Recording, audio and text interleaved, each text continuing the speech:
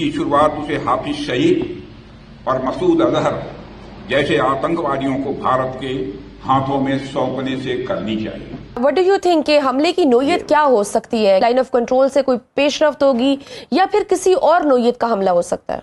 राजनाथ सिंह ने आईएनएस विक्रांत से कहा कि आतंकवाद की मियाद अब खत्म हो चुकी है। उन्होंने कहा कि पाकिस्तान को भारत को मोस्ट वांटेड आतंकी हाफिज सईद और मसूद अजहर को सौंपना चाहिए। ये तीनों हो सकता है जी, बाय एयर, बाय लैंड और बाय सी, ये तीनों हो सकते हैं।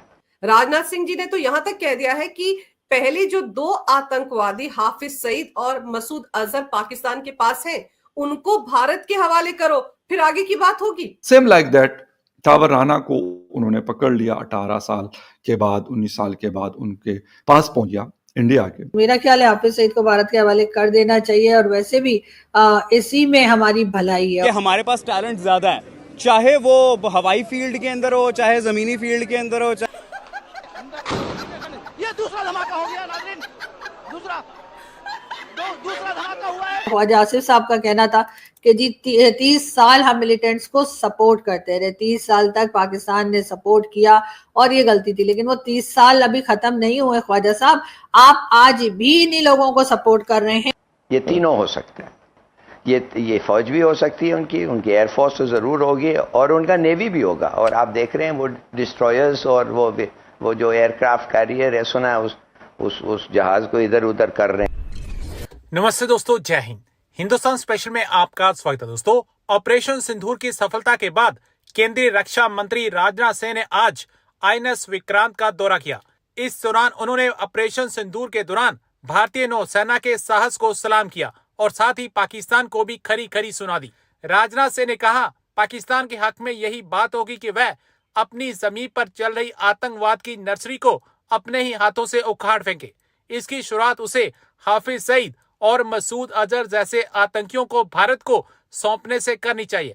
ये दोनों न केवल भारत में मोस्ट वांटेड आतंकियों की सूची में हैं, बल्कि संयुक्त राष्ट्र की आतंकियों की सूची में भी शामिल हैं। उन्होंने कहा कि हाफिज सईद मुंबई हमले का गुनाहगार है। समंदर के रास्ते मुंबई में मौत बरसाने का जो गुनाह उसके संगठन ने किया है, उसका इंसाफ होना चाहिए। मुंबई हमले के एक आरोपी तहव्वुर राना को पिछले दिनों भारत लाया गया था।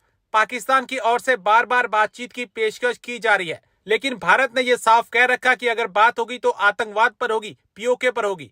राजनाथ सिंह जी ने तो यहां तक कह दिया है कि पहले जो 2 आतंकवादी हाफिज सईद और मसूद अजहर पाकिस्तान के पास हैं, उनको भारत के हवाले करो, फिर आगे की बात होगी। जी अंजू जी, आपने बिल्कुल सही बात की है। आज रक्षा मंत्री ने आईएनएस विक्रांत से दुनिया के सामने एक क्लियर कर दिया है, ये मैसेज देकर कि वो 2 आतंकवादी जो कि यूएन डेजिग्नेटेड टेररिस्ट हैं, हाफिज सईद और मसूद अजहर, उनको आप भारत के हवाले करो, उसके बाद ही कोई बात बनेगी। यानी कि बात करने के लिए आओ तो ये 2 पहले हमारे अंडर में होने चाहिए, सौंप दो इनको हमको। तो ये न्यू नॉर्मल भारत ने तय कर दिया है। आज राजनाथ सिंह जी ने इसको बड़ा क्लियर कट बता दिया है। उन्होंने वहां पर आईएनएस विक्रांत पर, जिसकी करीब 1,500 जहां पर सैनिक होते हैं, नौसैनिक, उसमें उन्होंने याद दिलाया उनको कि हम करने को तो बहुत कुछ कर सकते थे। पहले उन्होंने बोला था ये बात कि हम चाहते अगर नेवी उतरती तो हम पाकिस्तान के 4 टुकड़े कर सकते थे, लेकिन हमने एक अच्छा डेमोक्रेसी होने के नाते हमने अपना सब्र का और क्या शब्द का इस्तेमाल किया था उन्होंने, शक्ति और सब्र का हमने समन्वय पेश किया दुनिया के सामने। तो ये शब्द मुझे बड़े अच्छे लगे उनके, कि दुनिया को उन्होंने दिखाया कि भारत किस स्टेज पर है। हमने जब हथियार से गोली फायर करने को रोकने का निर्णय जब लिया है, वो निर्णय हमने तब लिया जब पाकिस्तान का डीजीएमओ गिड़गिड़ाते हुए आया हमारे पास में। आपको ध्यान होगा, डीजीएमओ ने जब बोला था कि वो सुबह उन्होंने बोला था बात करनी है, हमारे डीजीएमओ ने उनको शाम को टाइम दिया 3:30 बजे का। 3:30 बजे वो गिड़गिड़ाया कि भाई गोली मारना बंद कर दो और हम जो है वो कायदे में रहेंगे। तब हमने फैसला किया कि हम गोली मारना बंद कर देंगे, वरना भारत उस समय पीक पर था और अगले दिन क्या होता ये किसी को नहीं पता था। तो हमने एक हाइट पर आके इस ऑपरेशन को अपनी मर्जी से कॉल ऑफ किया है। कॉल ऑफ भी नहीं कहूंगा, फिलहाल के लिए एक अर्धविराम दिया है। ऑपरेशन सिंदूर अभी जारी है। कर्नल साहब, आप ये देखिए कि हमारे डिफेंस मिनिस्टर ने जब ये कहा कि इन दोनों आतंकवादियों को हमारे हवाले करो, तो माहौल पाकिस्तान में ये है कि वहां का जो प्रधानमंत्री है शहबाज, वो बार बार ऑफर कर रहा है कि भारत से बात करने को तैयार है, हम इस मुद्दे पर भी बात करेंगे, उस मुद्दे पर भी बात करेंगे। लेकिन अगर ये दोनों आतंकवादी पाकिस्तान सौंपेगा तब बात होगी। राजनाथ सिंह जी ने तो यही मैसेज दिया है ना पाकिस्तान को।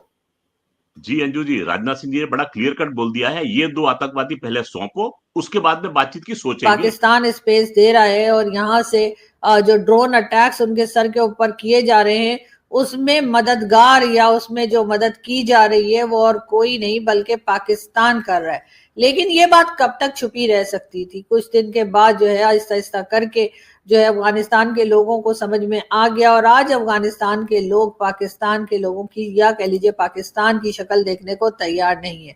वो जाकर शाबाशी दे रहे हैं, वो जाकर अफसोस जता रहे हैं भारत के साथ, जहां पर के अभी रिसेंटली कश्मीर में अटैक हुआ, लेकिन उन्हें पाकिस्तान से कोई हमदर्दी नहीं है जहां पे भारत ने अटैक किया। और यहां तक पाकिस्तान के हालात को पहुंचाने में डेफिनेटली पाकिस्तान की स्टेट का हाथ है, पाकिस्तान के पॉलिटिशियंस का हाथ है, ब्यूरोक्रेट्स, टेक्नोक्रेट्स, जितने लोग हैं ये पॉलिटिशियंस वगैरह या कह लीजिए जो एजेंसीज, फोर्सेस, सब मिलजुल कर पाकिस्तान को इन्होंने इस जगह पे ला दिया है कि ना तो पाकिस्तान के पास पैसा है, ना तो पाकिस्तान के पास कोई इज्जत रह गई है। और अब जो कुछ भारत ने किया, एक तरफ तो अब भारत को गलत साबित करने पे लगे हुए थे, हर तरफ से कोशिश की जा रही थी कि ये बताया जा सके कि जी भारत ने गलत किया, भारत ने जी ऐसे कैसे आके अटैक कर दिया हमारे मासूम लोगों के ऊपर। कई लोगों की आपने फोटोज भी दिखाई, कई लोगों को आपने कहा भी, जबकि जैसे ख्वाजा आसिफ साहब का कहना था कि जी 30 साल हम मिलिटेंट्स को सपोर्ट करते रहे, 30 साल तक पाकिस्तान ने सपोर्ट किया और ये गलती थी। लेकिन वो 30 साल अभी खत्म नहीं हुए ख्वाजा साहब, आप आज भी इन्हीं लोगों को सपोर्ट कर रहे हैं, आप आज भी इन्हीं लोगों को बचा रहे हैं। अगर ऐसा ना होता तो यकीनन हमें ये पॉलिटिकल रैलीज में और खुला दिन की रोशनी में कैमरा लगाकर लोगों के सामने इस किस्म के लोग जिनको के इस वक्त जेल में होना चाहिए था, जिनको के इस वक्त सजा हो जानी चाहिए थी, वो हमें खड़े हुए धमकियां देते हुए दिखाई ना देते। ये टेरर ग्रुप्स जो है ये पाकिस्तान ने पाल कर रखे और आज भी उनको सपोर्ट किया जा रहा है। अगर कोई ये कहता है कि जी आप ये सफाया करना चाह रहे हैं, अब ये ठीक करना चाह रहे हैं, तो हो सकता है किसी हद तक कुछ ग्रुप ऐसा हो फोर्सेस में से या गवर्नमेंट में से जो इन लोगों को खत्म करना चाहता हो, इन लोगों को रोकना चाहता हो, लेकिन मेजॉरिटी ऐसा नहीं चाहती। इसलिए कि जिन लोगों ने इनको बनाया है वही लोग इनको खत्म भी कर सकते हैं, लेकिन वो तो तभी होगा ना जब वो इनको खत्म करना चाहेंगे। इन्होंने हमेशा से इस तरह के गुंडे पाल के रखे। हम हिंदुस्तान में भी रह सकते थे, हिंदुस्तान में रह भी रहे थे, लेकिन ये कि जाहिर है पाकिस्तान जो बनाया, मुझे लगता है पाकिस्तान हमने बदमाशी करने के लिए बनाया, इसलिए कि वहां पर तो हमारी बदमाशी चल नहीं रही थी।